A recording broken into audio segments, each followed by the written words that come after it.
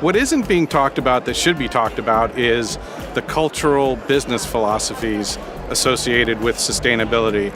Unfortunately, in we'll call it the American business, we focus a lot on the revenue generating side of the business and how to maximize revenue for a lot of great reasons. What we don't focus on is the true idea, the true concepts, and the true goals that surround sustainability. We do things, as an example, for a certification, whether it be an Energy Star or a LEED certification. We do it to compete with our market competitors. We do it as a means of having a bragging post going out onto the street or into the market with.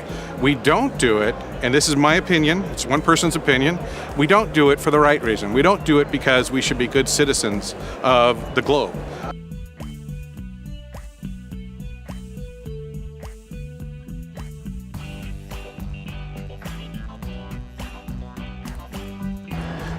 I think the attractiveness of the Living Building Challenge is that it has a more visceral connection between humans as a species and the Earth.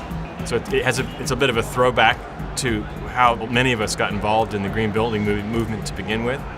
And it has also, with that sort of visceral connection, a simplicity.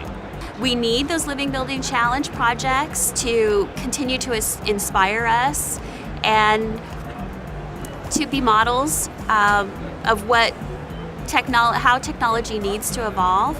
There is such a disconnect between what is happening in green building and mainstream development and building operations that we need to put some effort into reaching out to those markets that haven't been at the forefront of the green movement as of yet.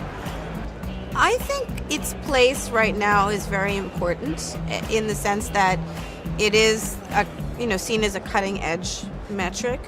I think there are issues with the Living Building Challenge in cities like New York. We've looked at it for larger projects and it's just not viable.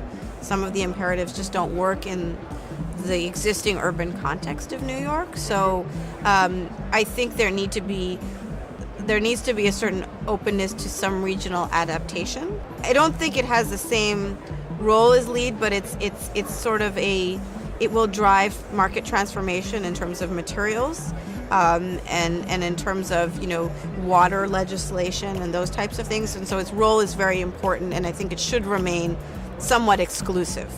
I think as we're seeing an increasing scale of buildings that have achieved Living Building Challenge, we're going to get a lot of R&D out of it. Because those folks have taken a stand. They've said, we're going to try to achieve the most uncompromised outcome in our design for our building, our group of buildings.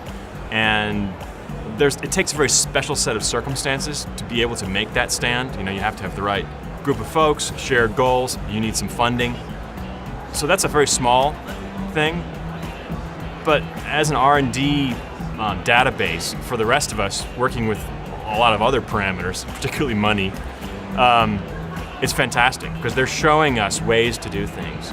So I hope it does get bigger, but even if it doesn't, there's huge value behind it, and I certainly aspire to do a living building. I would love to.